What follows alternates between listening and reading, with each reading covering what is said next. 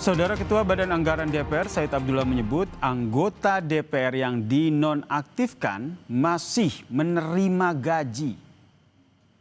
Said mengatakan berdasarkan Undang-Undang MPR, DPR, DPD, dan DPRD, Undang-Undang MD3, tidak ada istilah nonaktif. Namun dia menghormati keputusan partai yang menonaktifkan kadernya sebagai upaya meredam situasi.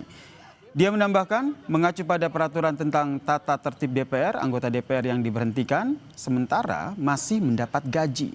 Sebelumnya saudara Partai Nasdem menonaktifkan Ahmad Saroni dan Nafa Urbach buntut pernyataan kontroversial yang menyulut kritik publik. PAN menyusul dengan menonaktifkan Eko Patrio serta Uya Kuya. Sementara itu Golkar juga mengambil sikap dengan menonaktifkan kadernya sekaligus Wakil Ketua DPR Adis Kadir. Kan belum ada PA. Baik tatip maupun undang-undang MD3 memang tidak mengenal istilah nonaktif.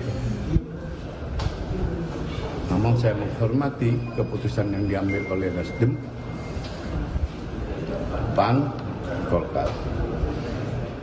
Kalau dari sisi aspek itu, ya terima gaji.